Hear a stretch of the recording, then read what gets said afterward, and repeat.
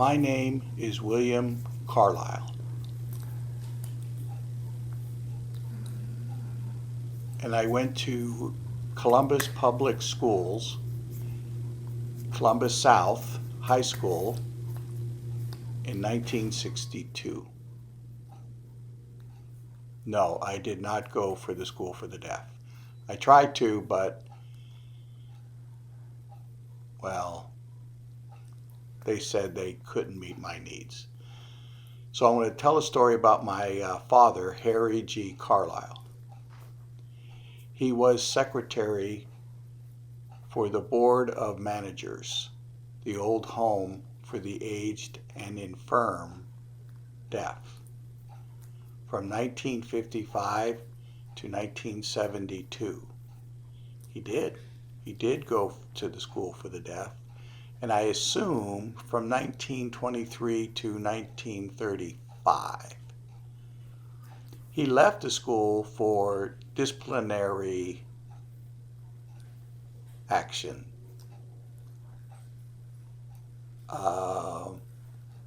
And he was home. But he couldn't sit still. So he looked for a job, and he worked in a laundry shop and saw an ad in the newspaper for a linotype printer operator. And then a few weeks, he got the job. And it was in his own hometown newspaper in Hillsboro, Ohio, and he worked there for 7 years. Then after that, he moved to Columbus, Ohio in 1942, 43, and he worked there at the commercial printing shop. And he worked there for a few years. And then he worked for the Ohio State Journal newspaper for many years. And then the Ohio State Journal connected with the Columbus Citizen newspaper, and they worked together, and he worked back and forth. And then Columbus Dispatch took ownership of both. And he worked there for 42 years. Now, when my father moved to Columbus, Ohio back in the day, he worked as a commercial printing shop, and then Frank Baldassar and Raymond Hale asked him to work together with them about coming up with an idea of setting up the Columbus Association of the Deaf, Inc. And that was set up in 1944, which is still going to this day. Now, he was secretary, treasurer from 1955 to 1962. Then in 1972 to 1978, he joined in with OSDAA as a recording secretary for that span of time, 6 years. Now, during the 1960s, there was a need to expand the nursing home. And there were people that were constantly asking about, facility there for married couples. But OHAD did not have a place for them because they had separate rooms for men and for women. They were separate.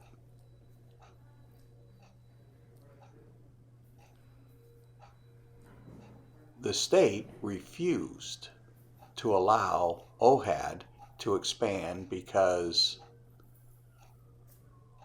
of the new state nursing home codes and the needs of water in a facility like that. So the city of Westerville could provide water. However, they wanted part of the land of our property that we had to put a road through. And that was near the Warren Staff building. And it would have been a very small, narrow road to go in between Warren Staff and the church right there.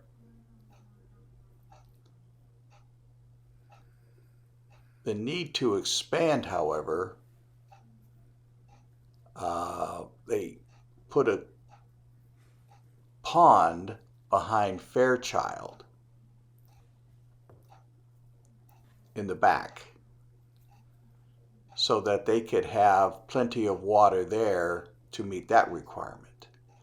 And OHAD decided to build a one-story cottage or cottages for married couples. I think there were 4, maybe 6, but I can't remember. But for sure I know there were 4.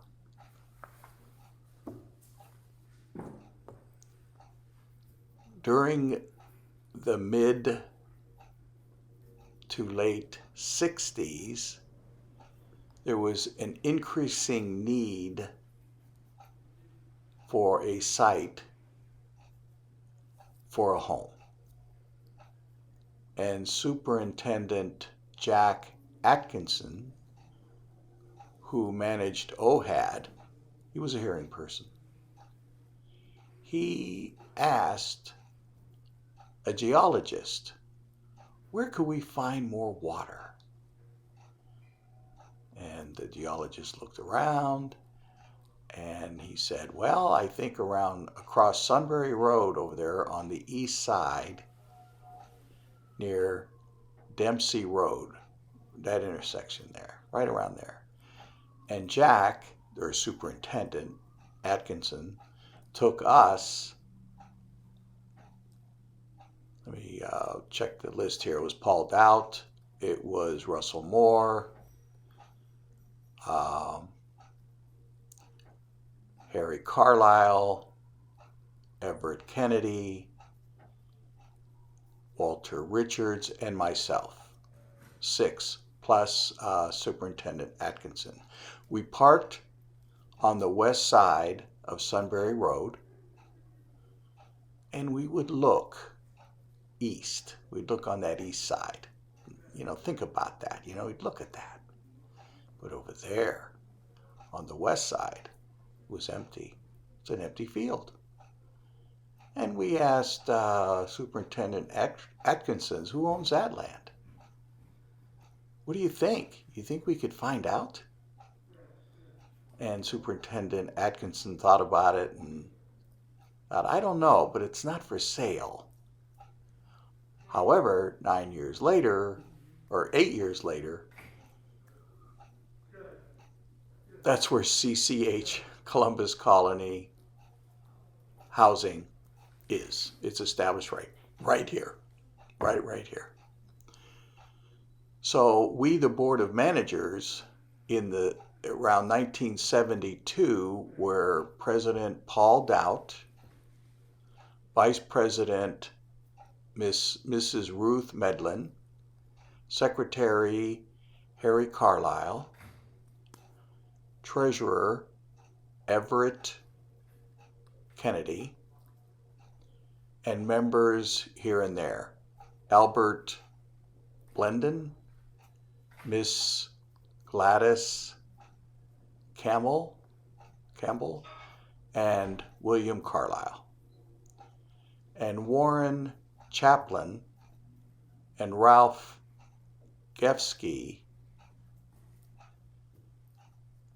along with Maurice Katz, Frank Kiefer, and Russell S. Moore. Mrs. Mabel Nielsen, Walter Richards, and Mrs. Ethel Smothers, and that was all on that board in 1972. Okay. In 72, my father resigned, and he was elected to OSDAA recording secretary treasurer for 7 years. Yeah.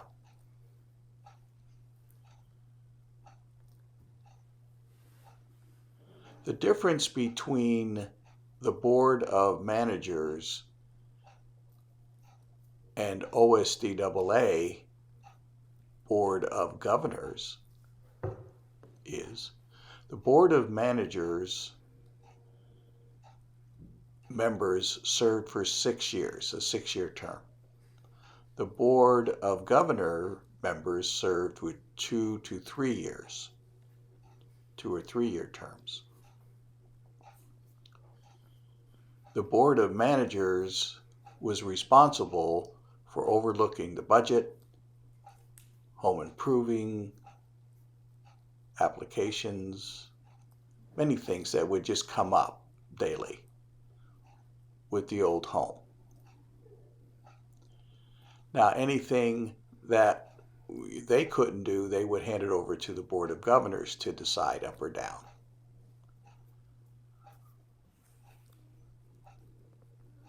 Now, my father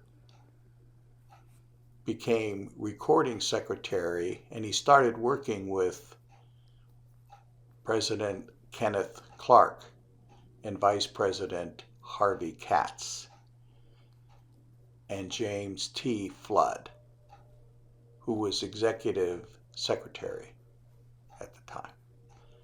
And they worked together to set up a task force to start moving ahead on looking for other sites on where to build.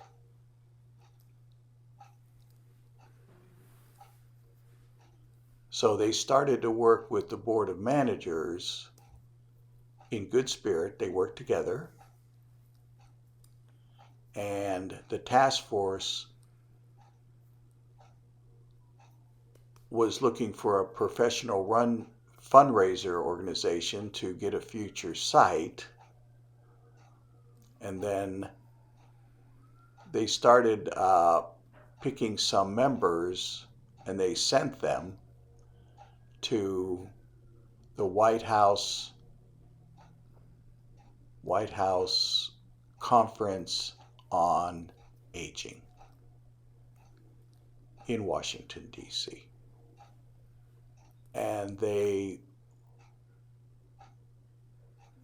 found out that there was this U.S. Department of Human and Urban Development, HUD,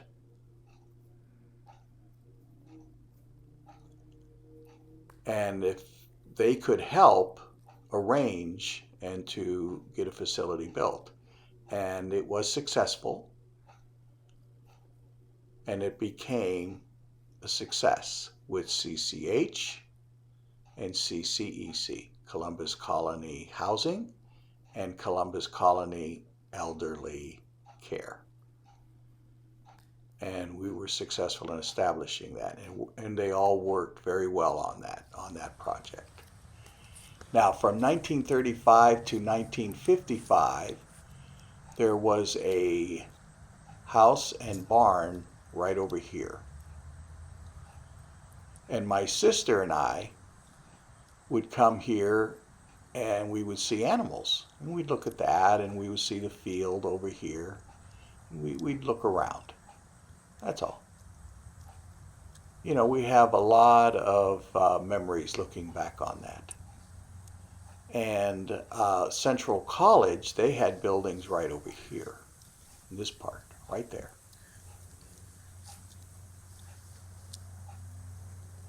And there was a 2-story structure, and we would go in there down a long hall with a floor that was rickety. It would just bounce. It was springy. And we would, as we walk, it would just bounce up and down. So I remember we'd look around and we'd say, over here, oh, there's hay and straw, in bales of it. They were here and there, and then they would use that to feed the cows over in this direction. So that's what it was like back then, and now it's all gone.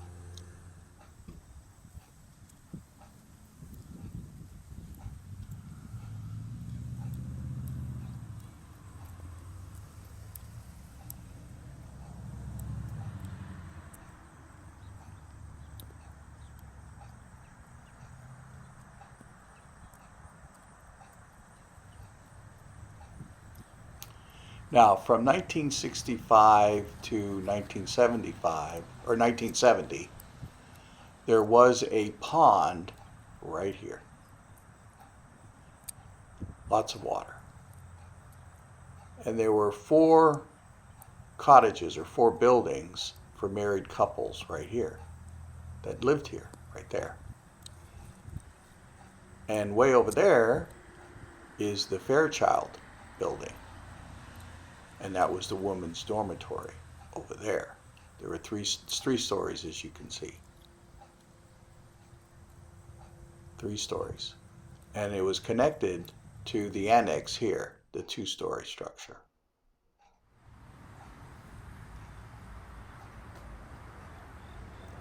The building here is the Fairchild building. And it was a women's dormitory. And it was 3 stories, with a 2-story annex around the corner over there. Now, there's a 2-story annex on this side that's connected to the Fairchild building right there. This annex had the kitchen, and the men from Warren Staff Hall would walk this way to come for their meals, for breakfast, lunch, and dinner. Every day they'd come here and follow in line right into that door right there. They would go in there. And there was the connection there that would be connected to the nursing home, which is right there. That's the nursing home.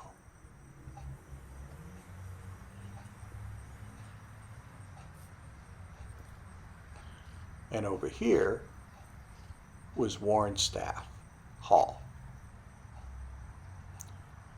And it was the men's dormitory with the porch right there.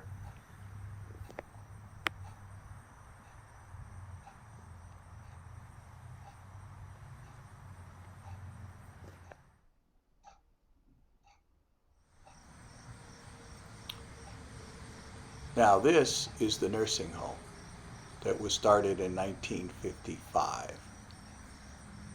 This is a 2-story structure.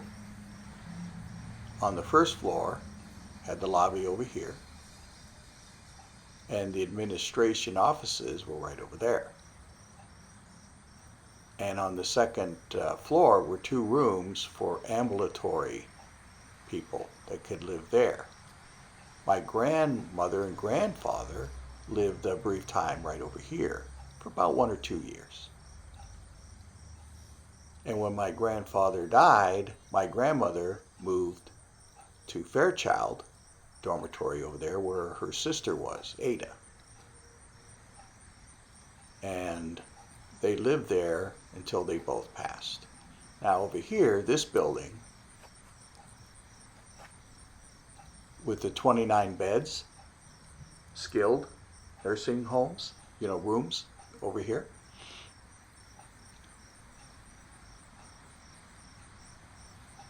They had a basement below that was connected from one room to the other down below, going north. And during recreational time, they would use that. They would also have storage down there. Board of managers would have meetings monthly and yearly down there. And they used the recreation room. Now, we tried to add another annex or extension for the more nursing home rooms, but the state said no because of new state nursing home codes. So we had to drop that idea.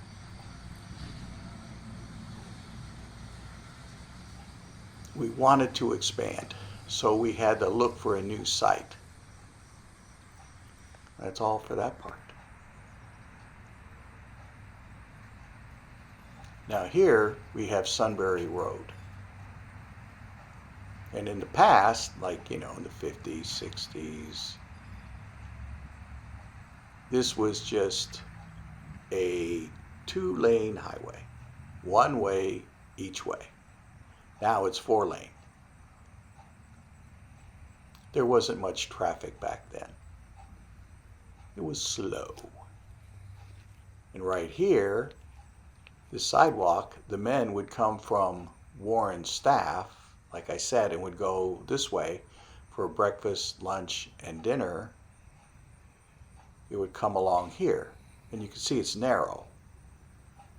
But during the winter time, when we'd have snow and ice, we tried to clear it, but still, people would slip and slide, and sometimes the men would walk along and fall on the grass.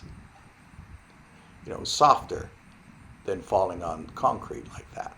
So we thought about expanding this, cement sidewalk, but then we thought, it's safer if they fall on the ground, which is softer. So then we thought about maybe having hot water pipes coming through underneath the sidewalk in the wintertime so it could melt the snow. However, it's very costly, and I think at the time it was $15,000. And what would it be today? I don't know, 50,000 or more, I don't know. Right here.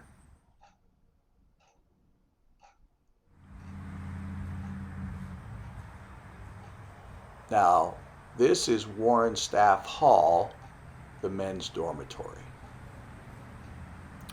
And this is a 2-story structure with a porch, as you can see right here.